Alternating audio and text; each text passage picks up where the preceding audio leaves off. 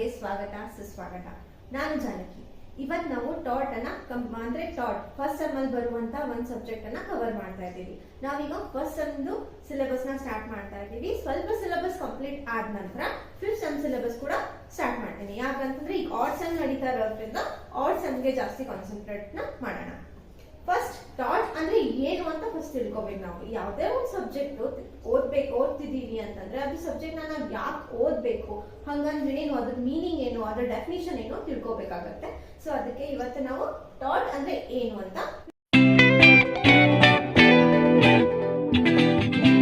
First taught ಅಂದ್ರೆ ಏನು, ಅದ್ರ ಮೀನಿಂಗ್ ಏನು, ಆಮೇಲೆ ಅದ್ರ ಡೆಫಿನಿಷನ್ ಏನು ಅಂತ ತಿಳ್ಕೊಳ್ಳೋಣ. ಫಸ್ಟ್ಗೆ taught is a French term which means wrong. Taught ಅನ್ನೋದು ಒಂದು ಫ್ರೆಂಚ್ ನ ಶಬ್ದವಾಗಿದೆ. ಅದರ ಅರ್ಥ ರಾಂಗ್ ಆಗಿ ಇರುತ್ತೆ.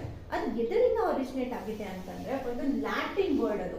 ಅದು ಲ್ಯಾಟಿನ್ ವರ್ಡ್ ಟಾರ್ಟಿಯಂ ಅನ್ನೋ ಒಂದು ಲ್ಯಾಟಿನ್ ವರ್ಡ್ ನಿಂದ ಇದು ಬಂದಿದೆ. ಹಿಂಗಂದ್ರೆ ಏನು ಅಂತಂದ್ರೆ ಟ್ವಿಸ್ಟ್. ಇದ್ರ ಅರ್ಥ ಏನಪ್ಪಾ ಅಂತ ಅಂದ್ರೆ ಯಾವುದೇ ಒಂದು ವ್ಯಕ್ತಿಗೆ ಕಾನೂನು ಇದೇ ದಾರಿ ಹೋಗ್ಬೇಕು ಅಂತ ಹೇಳುತ್ತೆ. ಆ ವ್ಯಕ್ತಿ ಅದೇ ದಾರಿ ಹೋಗದೆ ತಪ್ಪು ದಾರಿಲಿ ಹೋದ ಅಂದ್ರೆ ಕಾನೂನಿನ ವಿರುದ್ಧವಾಗಿ ಹೋದ ಅಂತಂದ್ರೆ ಅವನು ಏನ್ ಮಾಡ್ತಾನೆ, ಟಾಟ್ ಅನ್ನ ಕಮಿಟ್ ಮಾಡ್ತಾನೆ. ಅಂದ್ರೆ ಅವನು ಒಂದು ರಾಂಗ್ ಮಾಡ್ತಿದ್ದಾನೆ. ಇದಕ್ಕೆ ನಾವೇನ್ ಹೇಳ್ತೀವಿ, ಟಾಟ್ ಅಂತ ಹೇಳ್ತೀವಿ. ಟಾಟ್ ನ ಡೆಫಿನಿಷನ್ ತಿಳ್ಕೊಳ್ಳೋಕ್ಕೂ ಮುಂಚೆ ನಾವು ಎರಡು ಶಬ್ದದ ಅರ್ಥನ ತಿಳ್ಕೊಳ್ಳೋಣ. First, unliquidated damages.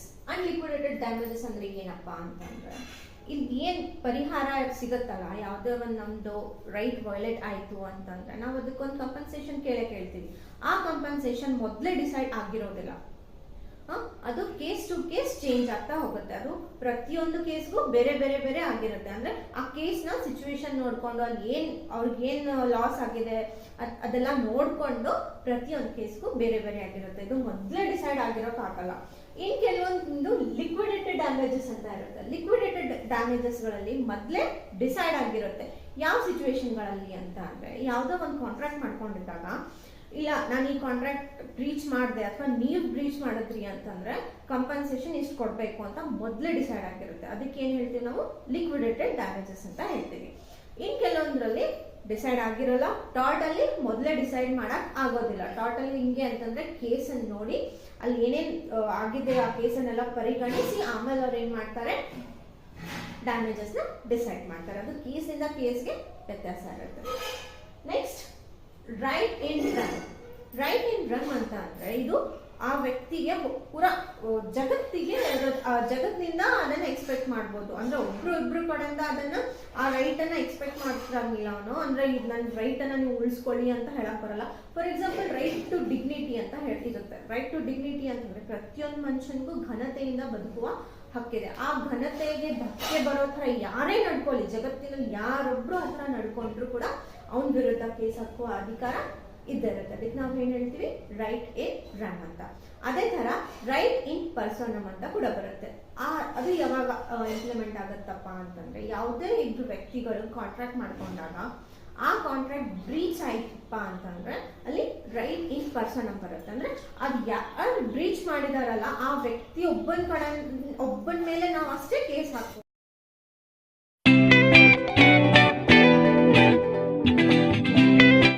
ಈಗ ನಾವು ಟಾಟ್ ನ ಡೆಫಿನಿಷನ್ ನ ಹೋಗೋಣ. ಫಸ್ಟ್ ಸಾಲ್ಮಂಡರ್ ಪ್ರಕಾರ ಇದರ ಡೆಫಿನಿಷನ್ ಏನು ಅಂತ ತಿಳ್ಕೊಳ್ಳೋಣ. It is civil wrong for which the remedy is a common action for unliquidated damages.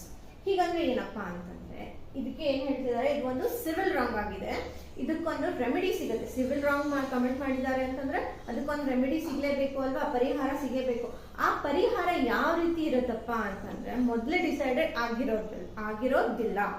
ಅದು ಆ ಕೇಸ್ ಮೇಲೆ ಡಿಪೆಂಡ್ ಇರುತ್ತೆ. ಪ್ರತಿಯೊಂದು ಕೇಸ್ ಆಲ್ರೆಡಿ ನಾನು ಹೇಳಿದೆ ಅನ್ಲಿಕ್ವಿಡೇಟೆಡ್ ಡ್ಯಾಮೇಜಸ್ ಅಂದ್ರೆ ಏನು ಅಂತ ಅಂದ್ಬಿಟ್ಟು. ಏನಂತಂದ್ರೆ ಮೊದಲೇ ಅದನ್ನ ಡಿಸೈಡ್ ಮಾಡಕ್ ಆಗಂಗಿಲ್ಲ. ಕಾಂಟ್ರಾಕ್ಟ್ ಅಲ್ಲಿ ಅದನ್ನ ನಾವು ಮೊದಲೇ ಡಿಸೈಡ್ ಮಾಡ್ತೀವಿ. ಆದ್ರೆ ಅದಕ್ಕೆ ಏನ್ ಹೇಳ್ತಿದ್ವಿ ನಾವು, ಲಿಕ್ವಿಡೇಟೆಡ್ ಡ್ಯಾಮೇಜಸ್ ಅಂತ ಹೇಳ್ತಿದ್ವಿ. ಇಲ್ಲಿ ಅನ್ಲಿಕ್ವಿಡೇಟೆಡ್ ಡ್ಯಾಮೇಜಸ್ ಇದೆ. ಅನ್ಲಿಕ್ವಿಡೇಟೆಡ್ ಡ್ಯಾಮೇಜಸ್ ಅಂದ್ರೆ ಮೊದಲೇ ನಾವು ಡಿಸೈಡ್ ಮಾಡಿರೋದಿಲ್ಲ ಎಷ್ಟು ಡ್ಯಾಮೇಜ್ ಅನ್ನ ನಾವು ಪರಿಹಾರವಾಗಿ ಕೊಡ್ತೀವಿ ಅಂತಂದು. ಅಲ್ಲಿ ಎಷ್ಟು ನಷ್ಟ ಆಗಿದೆ ಅದನ್ನ ನೋಡ್ಕೊಂಡು ಪರಿಹಾರನ ಕೊಡ್ತಾರೆ. ಯಾವುದೇ ಒಂದು ಕೇಸಲ್ಲಿ ಎಷ್ಟು ನಷ್ಟಗಳ ಆ ವ್ಯಕ್ತಿ ಅನುಭವಿಸಿದಾನೆ ಅದೆಲ್ಲ ಪರಿಗಣಿಸಿ ಆಮೇಲೆ ಪರಿಹಾರನ ಡಿಸೈಡ್ ಮಾಡ್ತಾರೆ. ಮತ್ತೆ ಸಾಲ್ಮಂಡರ್ ಏನ್ ಹೇಳ್ತಾರಪ್ಪ ಅಂತಂದ್ರೆ ಇದು ಒಂದು ಬ್ರೀಚ್ ಆಫ್ ಕಾಂಟ್ರಾಕ್ಟ್ ಅಥವಾ ಬ್ರೀಚ್ ಆಫ್ ಟ್ರಸ್ಟ್ ಆಗಿರೋದಿಲ್ಲ. ಹಾಗೆ ಅದರ ಇಕ್ವಿಟೇಬಲ್ ಆಬ್ಲಿಗೇಷನ್ಸ್ ಕೂಡ ಇರೋದಿಲ್ಲ ಅಂತ ಹೇಳ್ತಾರೆ. ಫ್ರೇಸರ್ ಅವ್ರ ಡೆಫಿನಿಷನ್ ಏನು ಅಂತ ತಿಳ್ಕೊಳ್ಳೋಣ. ಫ್ರೇಸರ್ ಅವರು, it is on infringement of a right in run of a private individual giving a right of compensation at the suit of the injured party. ಇವ್ರು ಏನ್ ಹೇಳ್ತಿದ್ದಾರೆ ಅಂತಂದ್ರೆ ಇದು ಒಂದು ರೈಟ್ ಇನ್ ರನ್ ಇದೆ ಅಂತ ಹೇಳ್ತಿದ್ದಾರೆ. ರೈಟ್ ಇನ್ ರನ್ ಅಂದ್ರೆ ಏನು ಅಂತ ನಾವು ಆಲ್ರೆಡಿ ನೋಡಿದ್ದೀವಿ. ರೈಟ್ ಇನ್ ರನ್ ನಮ್ಗೆ ಯಾವುದೇ ಒಂದು ಹಕ್ಕು ಉಲ್ಲಂಘನೆ ಆಯ್ತು ಅಂತಂದ್ರೆ ನಾವು ಪ್ರತಿಯೊಂದು ವ್ಯಕ್ತಿ ಯಾವುದೇ ವ್ಯಕ್ತಿ ಆಗಿರ್ಲಿ ಜಗತ್ತಿನಲ್ಲಿ ಅವನು ನಮ್ದು ರೈಟ್ ಅಂಡ್ ರನ್ ಅಂತಂದ್ರೆ ನಮ್ಮ ಹಕ್ಕನ್ನ ಏನಾದ್ರೂ ಉಲ್ಲಂಘನೆ ಮಾಡ ಅಂತಂದ್ರೆ ಅವ್ರ ಮೇಲೆ ನಾವು ಕಾನೂನು ಕ್ರಮವನ್ನ ತೆಗೆದುಕೊಳ್ಬೇಕಾಗಿರೋ ಹಕ್ಕು ನಮಗ್ ಇದೆ ಅಂತ ಹೇಳುತ್ತೆ. ಇದೇ ರೀತಿ ಇವ್ರು ಫ್ರೇಸರ್ ಅವ್ರು ಏನ್ ಹೇಳ್ತಾರಪ್ಪ ಅಂತಂದ್ರೆ ಯಾವುದೇ ಒಂದು ವ್ಯಕ್ತಿಯ ಹಕ್ಕು ಉಲ್ಲಂಘನೆ ಆಯ್ತು ಅಂತಂದ್ರೆ, ಯಾವುದೇ ಒಂದು ವ್ಯಕ್ತಿಗೆ ಯಾವುದೇ ಒಂದು ನಷ್ಟ ಆಯ್ತು ಅಂತಂದ್ರೆ ಅವನು ರೈಟ್ ಅಂಡ್ ರನ್ ಅನ್ನ ಯೂಸ್ ಮಾಡಿಕೊಂಡು ಪರಿಹಾರವನ್ನ ತೆಗೆದುಕೋಬಹುದು ಅಂತಂದು ಫ್ರೇಸರ್ ಅವರು ಹೇಳ್ತಿದ್ದಾರೆ. ಈ ಡೆಫಿನಿಷನ್ ನ ಈಸಿಯಾಗಿ ನೆನ್ಪಿಟ್ಕೋಬೇಕು ಅಂದ್ರೆ ಟಾರ್ಟ್ ಒಂದು ಸಿವಿಲ್ ರಾಂಗ್ ಆಗಿದೆ, ಆದ್ರೆ ಅದು ಬ್ರೀಚ್ ಆಫ್ ಕಾಂಟ್ರಾಕ್ಟ್ ಅಲ್ಲ, ಮತ್ತೆ ಬ್ರೀಚ್ ಆಫ್ ಟ್ರಸ್ಟ್ ಕೂಡ ಅಲ್ಲ. ಮತ್ತೆ ಇಲ್ಲಿ ಡ್ಯಾಮೇಜಸ್ ಅಂದ್ರೆ ಪರಿಹಾರ. ಈ ಟಾರ್ಟ್ ಅಲ್ಲಿ ಡ್ಯಾಮೇಜಸ್ ಅಂತಂದ್ರೆ ಪರಿಹಾರಗಳನ್ನ ನಾವೇನಂತ ಕರಿತೀವಿ, ಡ್ಯಾಮೇಜಸ್ ಅಂತ ಕರಿತೀವಿ. ಇಲ್ಲಿ ಡ್ಯಾಮೇಜಸ್ ಗಳು ಏನಿರುತ್ತೆ, ಅನ್ಲಿಕ್ವಿಡೇಟೆಡ್ ಆಗಿರುತ್ತೆ. ಇದನ್ನ ನೆನ್ಪಿಟ್ಕೋಬೇಕು. ಟಾರ್ಟ್ ಒಂದು ಫಾರ್ಮಲ್ ಡೆಫಿನಿಷನ್ ಅಂತ ಸಿಕ್ಕಿದ್ದು section 2 and of limitation act 1963 ಅಲ್ಲಿ. ಇದರ ಪ್ರಕಾರ tort means a civil wrong which is not exclusively breach of contract ಮತ್ತೆ ಬ್ರೀಚ್ ಆಫ್ ಟ್ರಸ್ಟ್. ಇದು ಒಂದು ರೆಸಿಡ್ಯೂಯಲ್ ಡೆಫಿನಿಷನ್ ಆಗಿದೆ. ಇದು ಏನ್ ಹೇಳುತ್ತೆ ಅಂತಂದ್ರೆ ಟಾರ್ಟ್ ಒಂದು ಸಿವಿಲ್ ರಾಂಗ್ ಆಗಿದೆ, ಮತ್ತೆ ಇದು ಬ್ರೀಚ್ ಆಫ್ ಕಾಂಟ್ರಾಕ್ಟ್ ಕೂಡ ಅಲ್ಲ, ಮತ್ತೆ ಬ್ರೀಚ್ ಆಫ್ ಟ್ರಸ್ಟ್ ಕೂಡ ಅಲ್ಲ ಅಂತ ಹೇಳುತ್ತೆ.